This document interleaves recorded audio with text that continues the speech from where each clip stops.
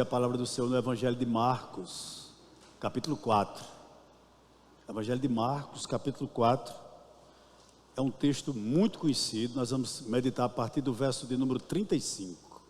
Nós vamos do 35 até o verso de número 41. Evangelho de Marcos, capítulo 4, do verso 35 até o verso de número 41. Você encontrou? Pode ficar de pé, por gentileza? Vamos orar. Orar que eu diga, vamos ler. Amém? O texto sagrado nos diz assim: naquele dia, sendo já tarde, Jesus disse aos discípulos: vamos passar para outra margem. E eles, despedindo a multidão, o levaram assim como estava, no barco, e outros barcos o seguiam. Ora, levantou-se grande temporal de vento, e as ondas se arremessavam contra o barco, de modo que o mesmo já estava se enchendo de água. E Jesus estava na popa, dormindo sobre o travesseiro. Os discípulos o acordaram e lhe disseram: Mestre, o Senhor não se importa que pereçamos? E ele, despertando, repreendeu o vento e disse ao mar: acalme-se, fique quieto. O vento se aquietou e tudo ficou bem calmo. Então Jesus lhes perguntou: por que vocês são tão medrosos? Como é que ainda não têm fé? E eles, possuídos de grande temor, diziam uns aos outros: quem é este que até o vento e o mar lhe obedecem? Vamos orar? Senhor, aqui está a tua palavra.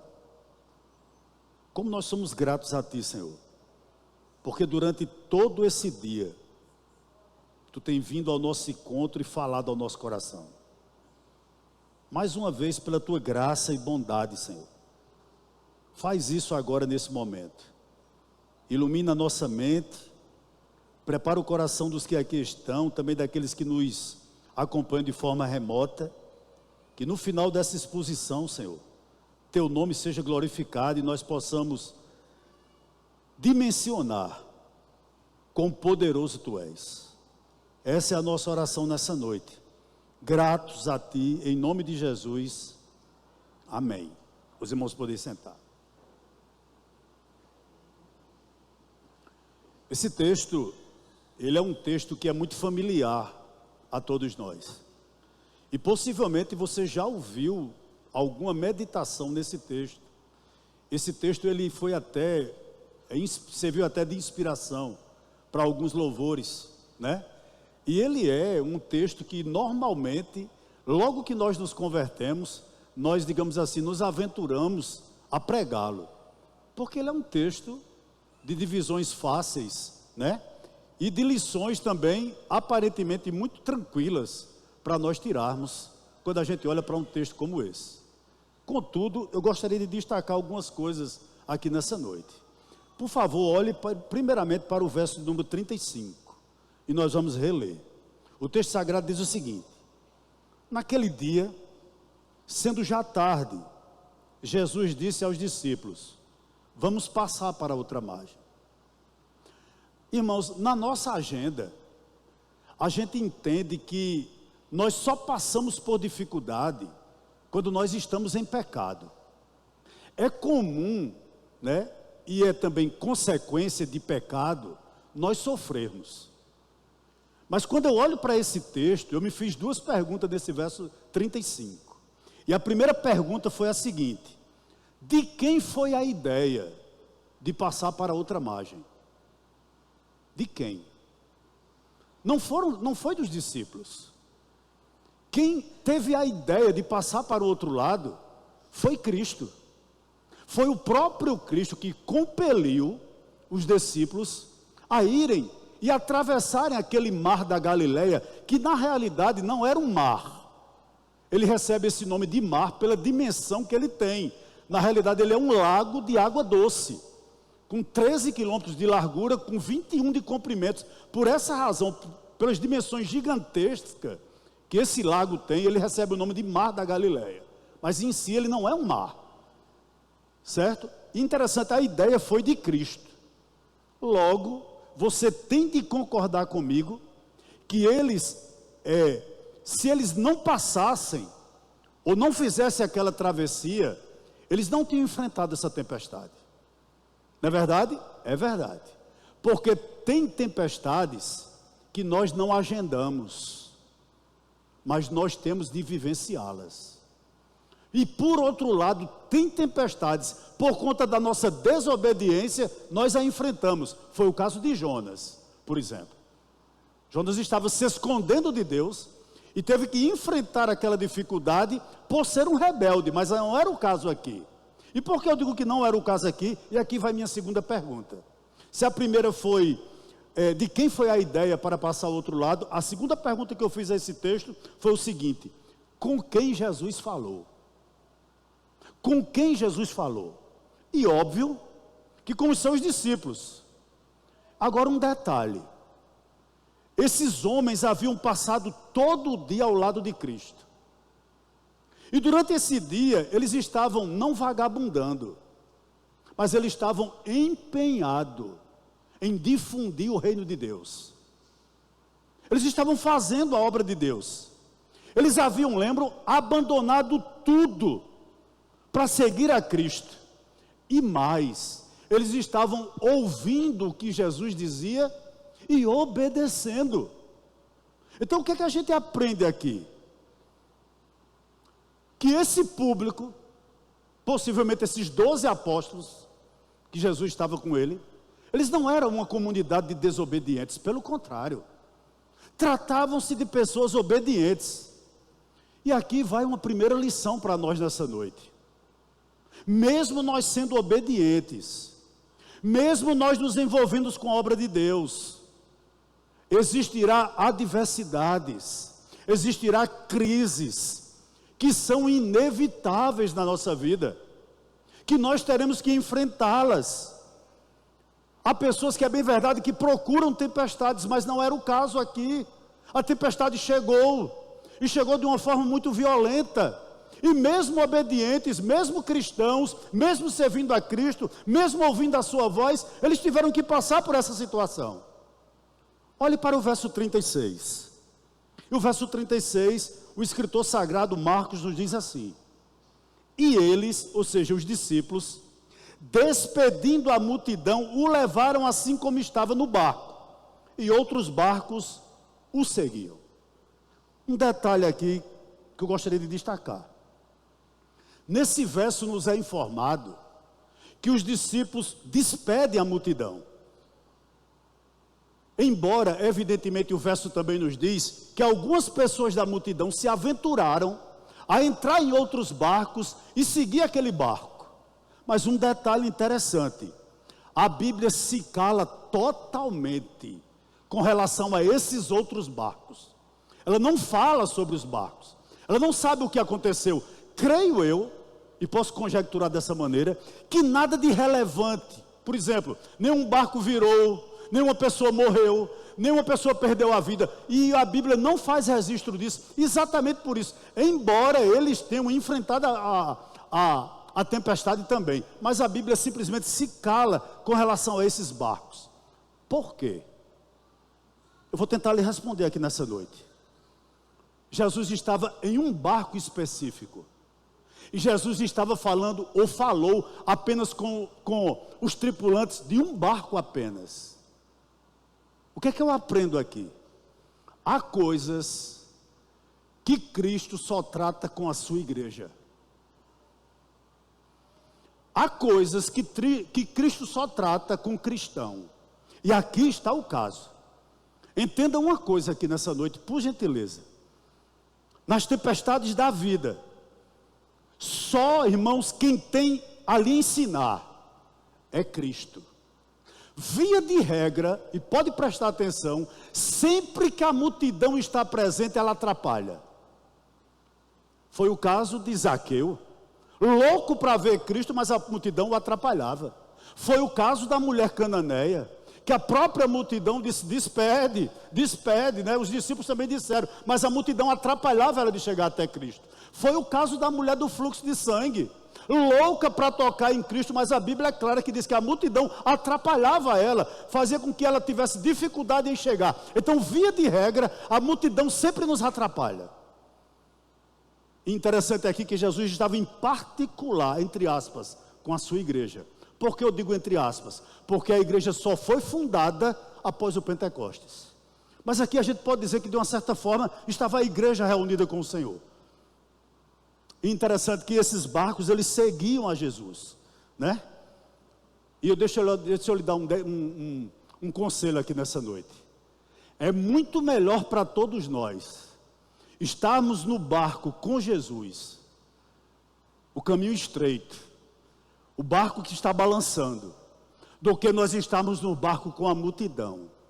Porque o barco quem fica no barco com a multidão, só é curioso, só vê as coisas de longe, não consegue discernir, ou melhor, ouvir o que Cristo tem a dizer. Eu vou lhe dar um exemplo aqui nessa noite. Mas antes, deixa eu lhe fazer uma pergunta aqui. Por que Cristo nos leva para o epicentro de uma tempestade? Por que Cristo faz com que a nossa vida balance muitas vezes? Você já se perguntou? E eu vou ter uma resposta para você aqui nessa noite.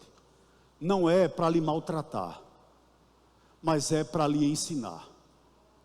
Toda crise que nós passamos é pedagógica. Toda tempestade que nós enfrentamos tem uma lição a ser tratada. Por mais que doa, tem algo a ser ensinado pelo nosso mestre ao nosso coração. E aqui está um exemplo. Jesus falou e estava no barco com os discípulos para ensiná-los de perto.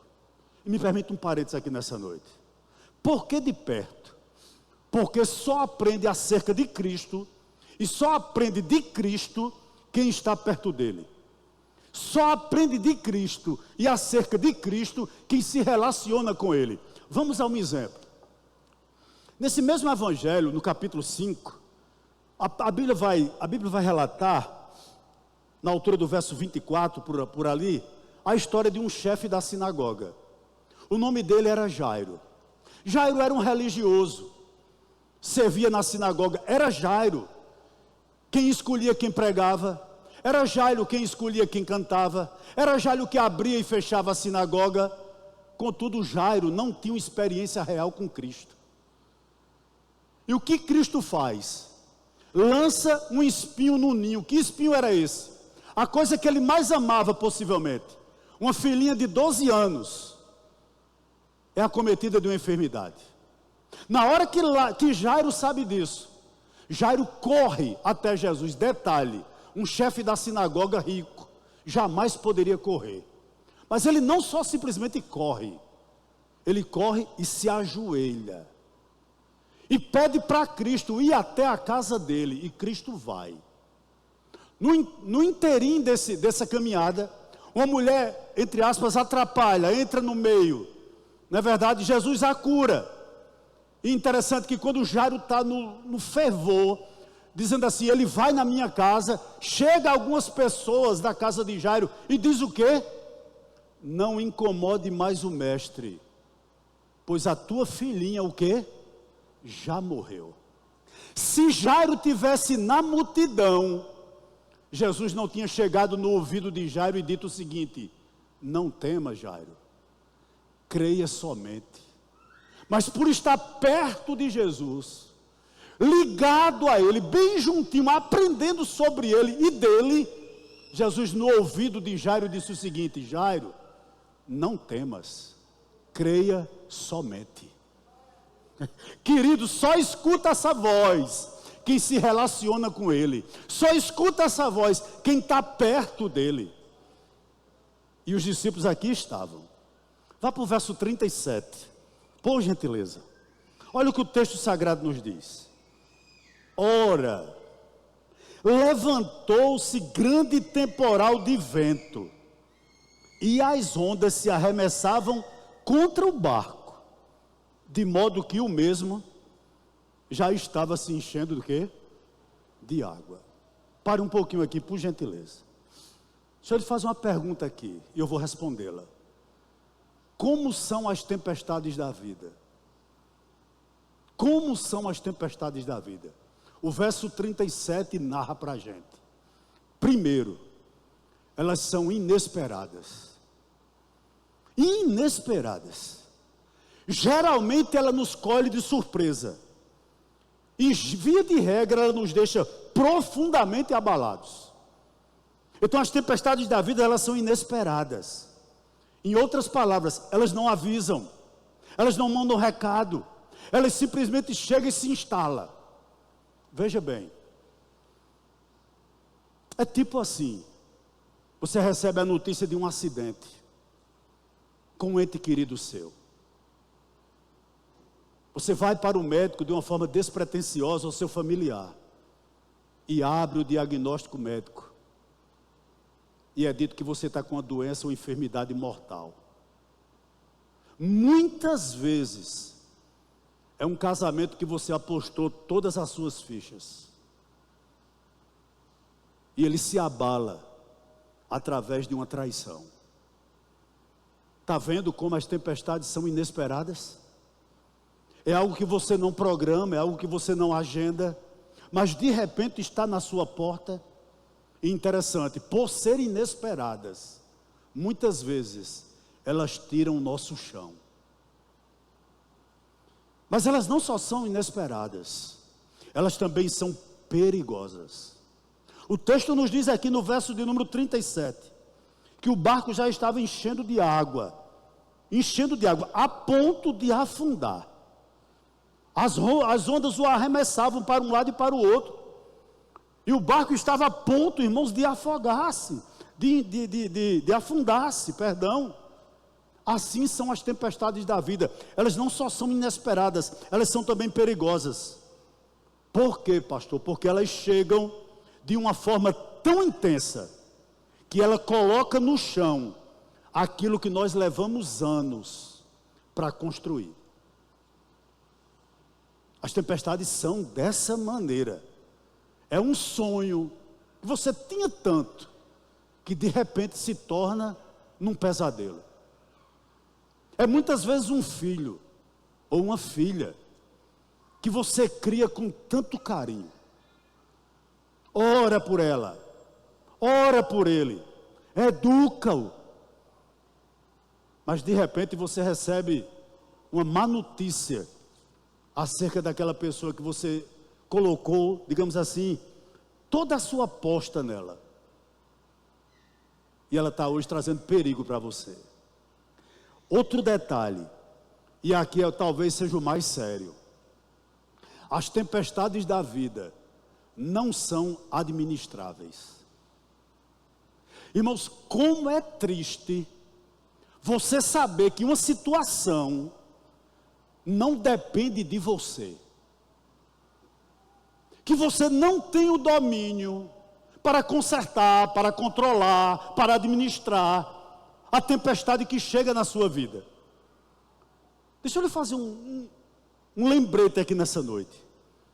Vocês entendem que os discípulos lutaram quanto pôde contra essa tempestade? Sim, mas eles não puderam vencê-la. Deixa eu te dar um conselho aqui nessa noite. Há situações na sua vida que fogem do seu controle. E por que você luta tanto? E por que você quer resolver na força do braço? Se é algo que você não tem o controle. Essas coisas acontecem com a gente, irmãos. Há coisas na nossa vida que nós não temos como dominar. Que o nosso braço a gente estende até onde pode, mas a gente não pode esticar mais. É assim, ou são assim também, as tempestades da vida. E o que lhe resta? Clamar. Os discípulos entenderam isso. Eles não podiam administrar, é verdade. E tem coisas na nossa vida, que dinheiro, que conhecimento, que conselho, não dá jeito.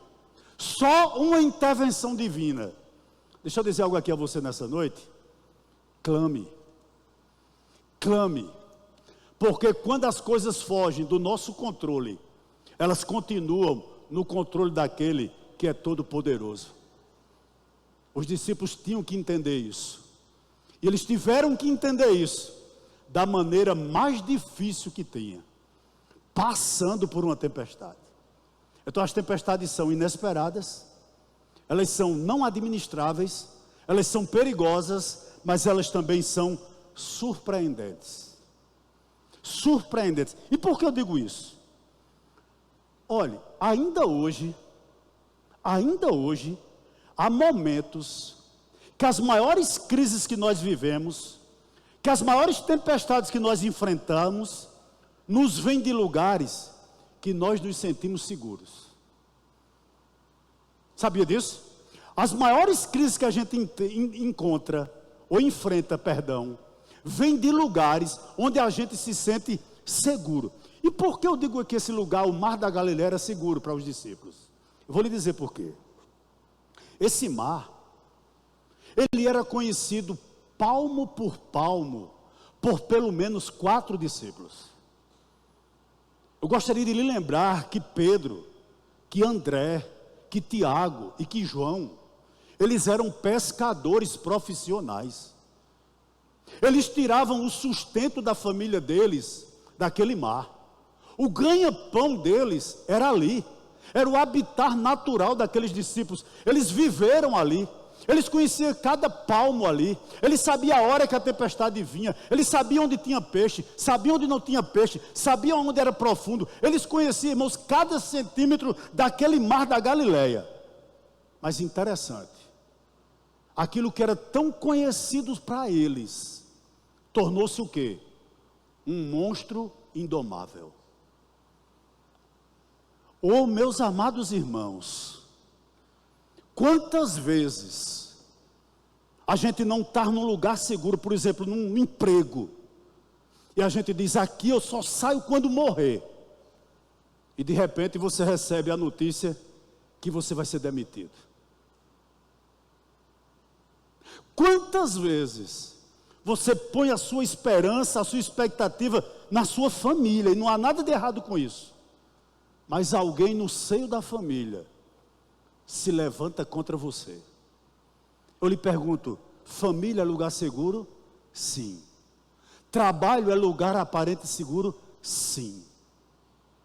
Mas muitas vezes nos lugares que nós nos sentimos mais seguros, é exatamente nesses lugares que nós enfrentamos as dificuldades mais avassaladoras.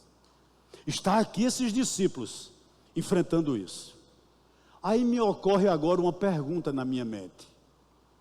Quando essas coisas acontecem conosco, quando essas tempestades chegam na nossa vida, qual é a nossa reação?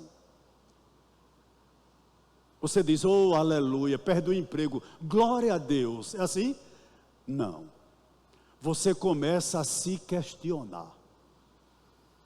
E nós não somos diferentes dos discípulos. Olhe por gentileza para o verso 38.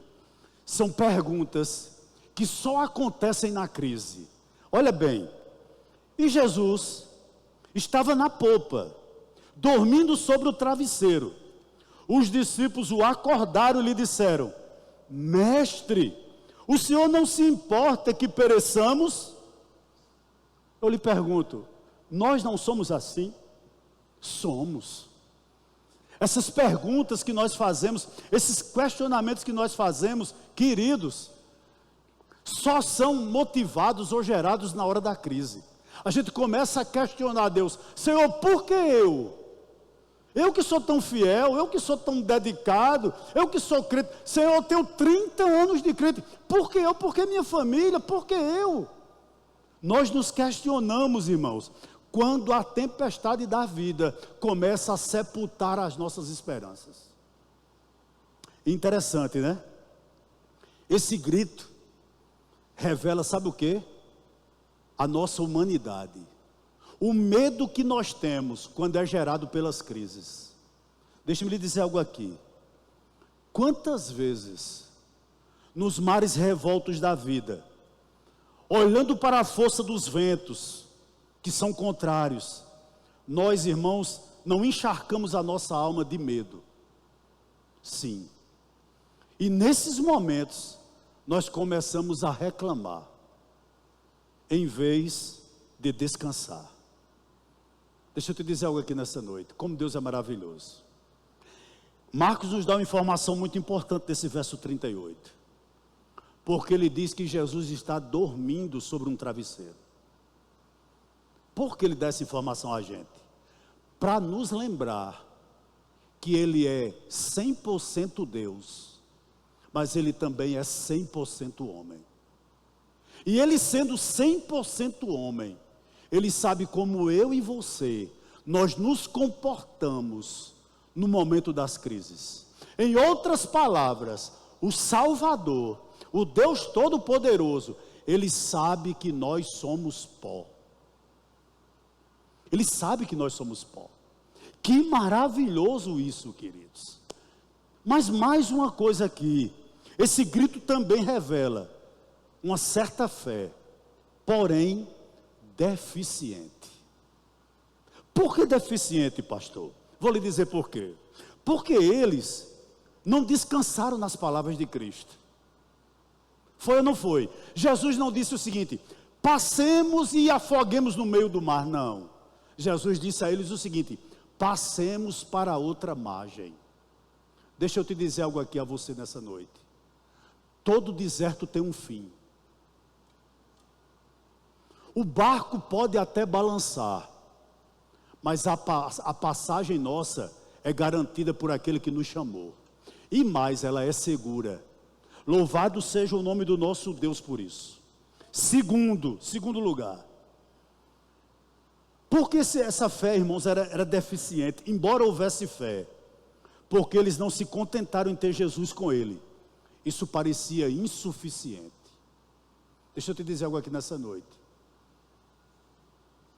Com Cristo, nós sempre seremos maioria. Com Cristo no barco conosco, nós sempre seremos maioria. Terceiro, porque essa fé, embora houvesse fé, era uma fé deficiente, porque eles esqueceram do que Jesus era capaz. Irmãos, como a gente deleta o que Deus fez na nossa vida. Eu tenho certeza absoluta que você já passou por situação, e eu já passei também, que você diz: pronto, agora eu morro. Você já passou por essa? Essa é a última. Não sei se você já enfrentou isso. Eu vou passar, essa aqui é a última. Mas deixa eu dizer algo a você. Você passou. Você está aqui. Morreu? Não. Passou fome? Não. Desesperou-se, é verdade, mas você não está aqui, você está aqui. Ele continua sendo o mesmo. Interessante, eu li um livro alguns dias atrás, que o autor dizia o seguinte: quando você se acordar, eu sei que isso já a gente não faz mais, né? O livro é um pouco antigo. A primeira coisa que você deve abrir numa página de jornal, não é na página policial, não é na página de esporte, não é na página de política, não. Você deve ir aonde coloca ali as notícias sobre óbito. Leia tudinho aquelas notícias. Se você conseguir ler, seu nome não está lá. Sabe por quê? Porque Deus ainda tem promessas a cumprir na sua vida. Descanse. Descanse. Essa é a grande realidade. Certo? Queridos, o que é que eu aprendo aqui? As tempestades, as agonias da vida têm esse poder de apagar as promessas, de apagar a presença e de fazer com que a gente esqueça do que o Senhor, Ele é capaz. Mas que bom, que maravilhoso, que eles mesmo assim, eles lembraram de clamar a quem podia resolver. Que bom seria, irmão, se hoje todos nós aqui entendêssemos que para Cristo não existe causa perdida. Saia daqui com isso no seu pensamento nessa noite. Para Cristo não existe causa perdida. Portanto, eu vou continuar clamando. E era assim que os discípulos estavam. Louvado e exaltado seja o nome do nosso Deus. Ele está no controle de todas as coisas. Verso 39 e o verso 40. Olha o que o texto sagrado nos diz. E ele, despertando, repreendeu o vento e disse ao mar: acalme-se, fique quieto. O vento se aquietou e tudo ficou o quê? Bem calmo. Então Jesus lhes perguntou: por que vocês são tão medrosos? Como é que ainda não têm fé? Meus amados irmãos, qual é o desafio para todos nós que somos cristãos? E talvez você esteja tal qual esses discípulos, vivenciando algo desesperador, vivenciando algo inesperado, vivenciando algo que você não tem como administrar, vivenciando algo que coloca a sua vida em perigo. Talvez você esteja vivenciando exatamente isso. Qual é o nosso desafio? Eu vou lhe dizer: permanecer no barco com Ele, deixar que esse barco balance, que ele sacuda. Eu só lhe dou um conselho: não pule, permaneça firme e espere que Ele faça o que Ele tem de ser feito. Portanto, nesses momentos, irmãos, a gente costuma a negociar, tentar o caminho mais fácil. Por gentileza, nessa noite, mantenha seu testemunho. De você, quem cuida é aquele que te chamou. Você não precisa fazer negociata, você não precisa pegar atalhos. Permaneça firme no barco com Ele. Pode balançar. Aquele que te prometeu que você ia passar é fiel para fazer com que você passe. Mas não só isso, é você entender e crer que a tempestade ela pode ser enorme, ela pode ser fora de controle para você, mas para aquele que nos salvou e que está no barco conosco, Cristo, ela não é nada, ela tem que ficar debaixo dos pés dele. Deixa eu lhe dizer algo aqui nessa noite. Eu sei que todos vocês já foram no mar, não já? Claro que sim. Você já tentou falar com as ondas? Vão lhe chamar de louco, não é verdade? Você já tentou conversar com o vento? Vão lhe chamar de louco.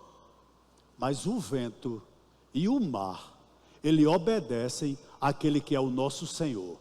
Portanto, essa situação que você tem, que é perigosa, que não é administrável, que é inesperada, que é surpreendente, ela pode não obedecer a você, mas aquele que tem o controle de todas as coisas, ela obedece e se rende a Ele, porque Ele é o Senhor do universo.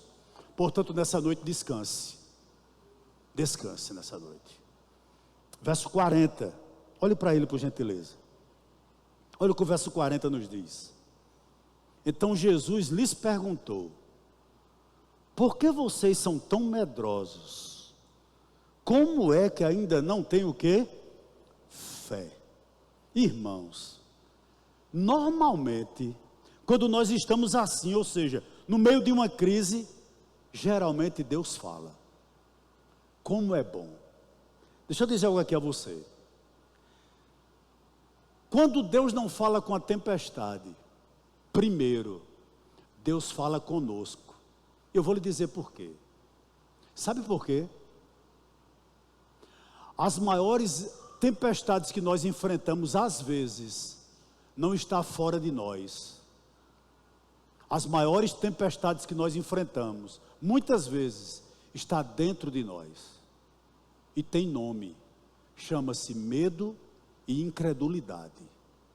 Portanto, muitas vezes, Jesus tem que falar conosco. Para quê? Para acalmar o nosso coração, para, irmãos, dar mais credibilidade à nossa fé, para que a gente dependa um pouco mais dele. Medo e incredulidade, irmão, nos domina. Me permita um exemplo aqui. Neemias foi um homem, irmãos, que tinha tudo para desistir. Eu vou lhe dizer por quê. Porque na vida de Neemias, ele sempre teve que conviver com desânimo, com boatos, ou seja, com mentiras a respeito dele. Neemias foi uma pessoa que sempre viveu com risco de vida, que teve que lutar muitas vezes, irmãos, com a irresponsabilidade das pessoas, com a inconstância de pessoas que estavam ao lado dele.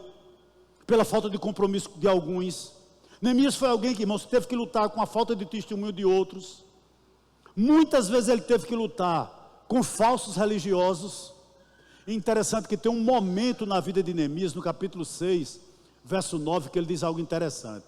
Ele diz o seguinte: ó Deus, fortalece as minhas mãos. Que tal que você fizesse essa oração hoje? Meu Deus, eu estou vivendo uma situação que eu não sei o que fazer. Medo, incredulidade, desânimo, desespero tem tomado conta do meu coração. Faça essa oração nessa noite. Ó Deus, fortalece as minhas mãos. Para quê? Para que eu não desista, para que eu não deixe de crer, para que eu permaneça firme. Senhor, fortalece as minhas mãos. Vamos terminar? Verso de número 41. Olha que interessante o verso 41 diz: e eles, ou seja, os discípulos, possuídos de o quê?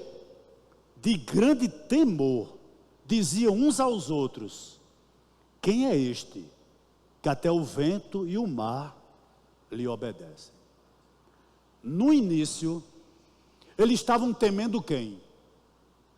A tempestade. Agora, eles não temem mais a tempestade. Eles estão temendo quem? Cristo. Que grandioso é esse homem. Quem é este? E cabe uma lição para nós. Você teme o quê? A circunstância ou o Senhor da circunstância?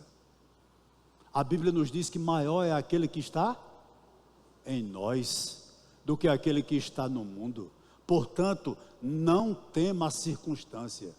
Tema, ou seja, respeite, honre aquele que é Senhor sobre as circunstâncias.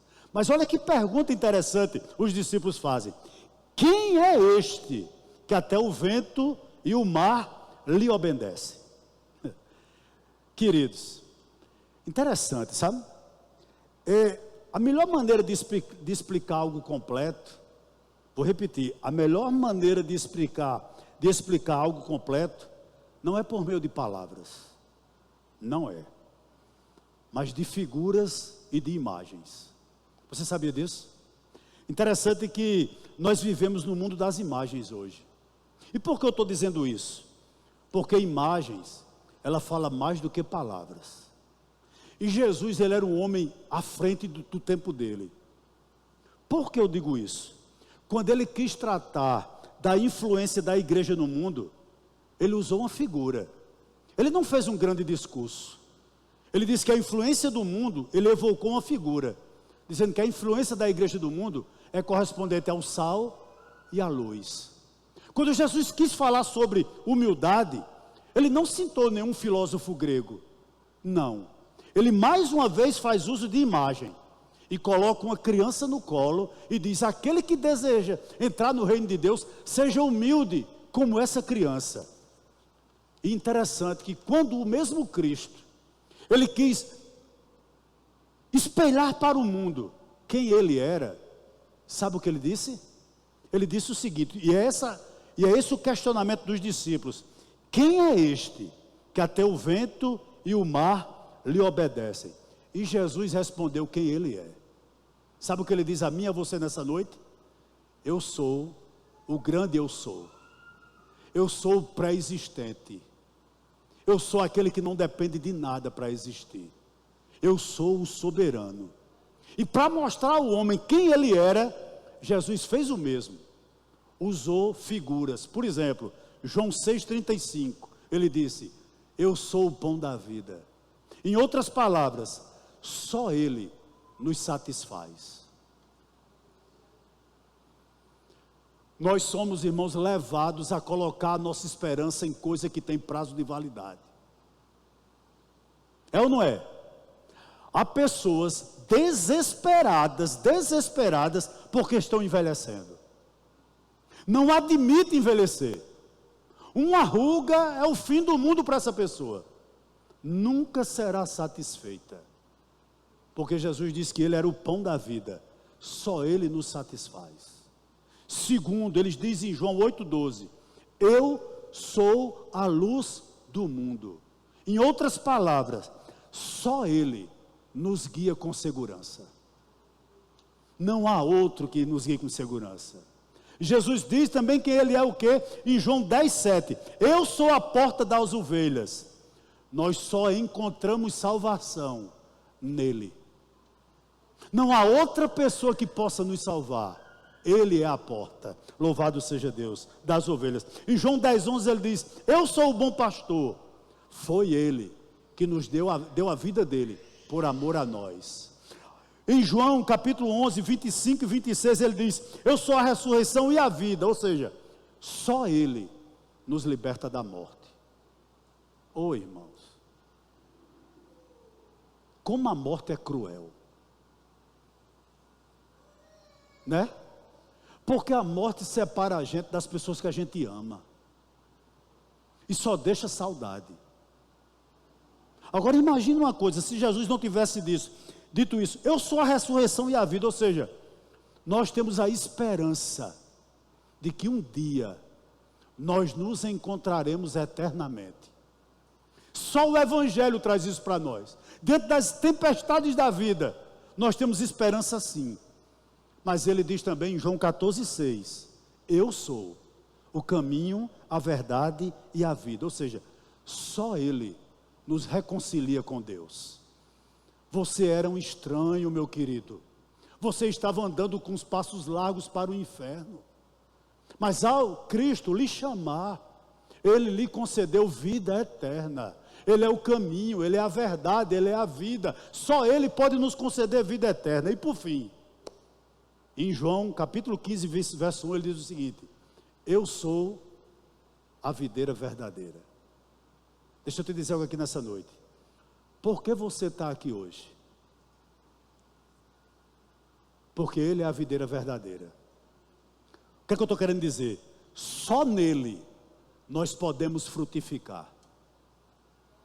Só nele você é quem é você hoje. Olha para o teu passado. Não estou dizendo que você é perfeito, mas você cristão, olha para o teu passado. Olha quem você era. Olha como era teu linguajar. Olha os lugares que tu frequentava. Olha as amizades que tu tinha. Olha os prazeres que tomava conta do teu coração. Mas por Ele ser a videira verdadeira, hoje você frutifica para a glória de Deus. Louvado seja o nome do Senhor. Quem é esse? Jesus diz quem é Ele. Ele é o pão da vida, a luz do mundo, a porta das ovelhas, o bom pastor, a ressurreição e a vida. Eu sou o caminho, a verdade e a vida, e Ele é a videira verdadeira. Com uma pessoa dessa, tem como dar errado a nossa vida? Ao nosso lado não tem. Portanto, toda tempestade é passageira.